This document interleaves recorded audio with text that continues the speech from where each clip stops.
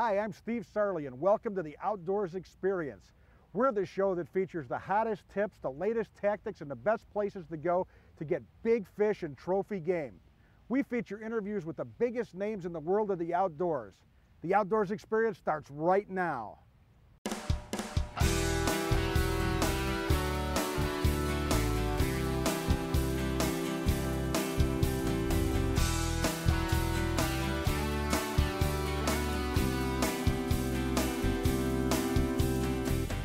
Welcome to the Outdoors Experience. I'm Steve Sarley, and today I'm happy to welcome as my guest one of the most well-known names in the world of fishing. He's a member of the National Freshwater Fishing Hall of Fame in Hayward, Wisconsin. Our guest is the one and only Spence Petros. Hey, Spence, how you doing? Hey, Steve. It's always a pleasure to do something with you. Thank you very much. You're known for big fish. That's what really turns you on. When I think of Spence Petros, I think of big pike. Where would somebody go if they wanted to go on a pike trip of a lifetime? Well, you'd go to Canada or maybe Alaska. You'd probably go in the month of June to Canada. July is the best time in Alaska on the river out there on the, I think it's called the Midnight Express boat. That's real good, a lot of big pike there. In terms of Canada, the best places I've seen is Lac La Marte in the territories. Winkleman and I were up there a couple of years ago and just really caught a lot of 45 to 50-inch fish. Missal Lake in Saskatchewan is a good one. Great Slave Lake, especially around the Savant River area like that. And those are about the best four things I know of. Spence, a lot of guys, a lot of fisher people will say you need big bait for big fish. Is that the way it goes with these monster pike? Do you need to throw the really big lures? No, as the season progresses, the lures get bigger, with the bigger lures being used in the fall. But the early season is the time I like to go get a lot of these big pike that are cruising up in the shallow water. And we're using little small spinners, we're using soft plastics, and smaller spoons. And it's the best pike fishing there is because you can sight fish them. You go through these bays and you look for the fish, or you look for a puff of silt where they just left, and then you just go make quiet drifts and throw some soft plastics at them, or something like that. And it's great to see a 20, 25-pound pike 10 feet away from you and just open his mouth and just suck that bait right in, and then tear about 40, 50 feet of line off the reel. That sounds really exciting. What kind of equipment are you using for these big fish? Let's talk rod, reel, line. Well, I'm generally using a medium heavy bait casting rod. I'll have one rod rigged with 14 to 17 pound test mono. The other rod will probably have about a 30-pound test super line like Spirewire Stealth. I want to ask you about line because you and I have fished muskies together and we use some pretty heavy duty line. You're a big believer on some of those big fish that it's better to use something that's really qualified for those large fish than to go with something lighter and lose them, right? Is that something that happens all year, or do you need to go a little more stealthy in the spring? In the spring, you can go with lighter line. You're dealing with smaller fish, in a little bit different conditions. I don't really fish muskies much in the spring. Once it starts getting warm in the summer and everything starts heating up, that's when I get interested. But I'm using like 80 or 100-pound test line, super line, because it has a diameter of 17-pound test. And if you use lighter line, then the diameter gets so thin it tends to cut in the spool, and you start having problems. So the heavier line is used to give you a little bit more diameter on the super line. When you talk about these big fish, you'll hear guys tell stories, say, I caught this pike, it was a 47-inch pike, I had it on, I played it for 20 minutes.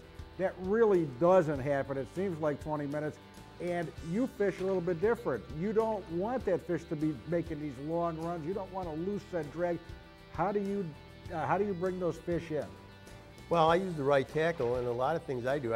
First off, I look to see how the fish is hooked. If the hooks are into them solid, I'll put more pressure on them. If the hooks are into them light, I might even just loosen my drag a lot and play them with thumb pressure.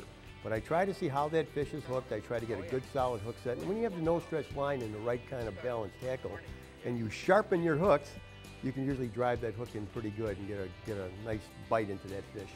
Great tip, Spence. And coming up next is a great tip from Todd Berg at the Waterline on the Outdoors Experience.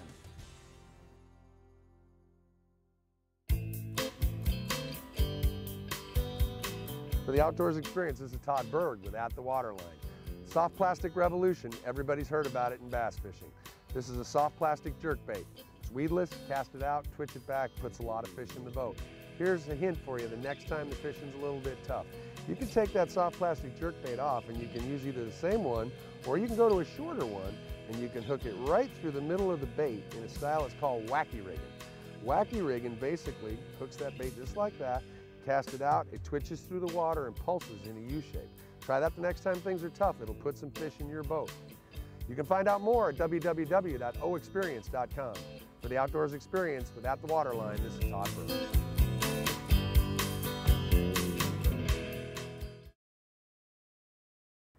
Welcome back to the Outdoors Experience. We're here with Hall of Famer Spence Petros. We talked northern pike. I know you're into a bunch of other different fish. What other fish would you go for if you had your choice? Well, if I could, make one last trip, actually it would be two. It would be peacock bass fishing in Brazil or tarpon fishing in Costa Rica. I mean, to me, that's the epitome of the greatest fishing. Way to go, Well, Ron. nothing's bigger than tarpon. The size of those fish is absolutely incredible. What kind of fish are you talking about size-wise in Costa Rica? Last time down there, we're getting like 70 to 150 pounds. The last day down there, when I was down there a few months ago, we hooked 53 one day, my partner and ourselves. You hooked 53. That Hooked doesn't it. mean you brought 53 No, we landed in. at 19, but we did hook 53. That's tremendous. Peacock bass, that's something very few people have experienced. You have to go down to South America for that. Tell us what it's like to encounter a peacock bass. Well, peacock bass is like the ultimate freshwater game fish. It's beautiful, it's hard fighting, it's stupid, and it hits all day. It's great. And it tastes good too if you catch some small ones, you want to eat them. But top water fishing, they explode on lures. Can you imagine catching 15 to 20 pound smallmouth bass on steroids? They have no teeth to Like say a largemouth. But they'll strip the paint off a lure. They hit this thing and they just mangle it so badly. They don't bite, they explode. And if you caught them on a regular basis, you'd have peacock bass elbow like you'd have tennis elbow. How tough of a trip is that? Is that something that the average guy can go and do, is go on one of these peacock bass trips to the Amazon? Yeah, you can do it now. It's pretty easy. You fly into Miami, and from Miami you go into Manaus usually, and from Manaus you go somewhere. You can go into Venezuela, or you can go in the canals in southern Florida. They got them down there where you can catch 20, 30, 35 a day, and I've done that too. Of course, they're not the big giants that you would get some of these more remote locations in South America. That sounds great, Spence. You are the guy to go to for big fish. Spence Petros, Hall of Famer, thanks for being with us. That wraps up another week of the Outdoors Experience. Next episode, we're going to have one of the most popular walleye fishermen in the world, the one and only Ted Takasaki. I'm Steve Sarley. We'll catch you next time.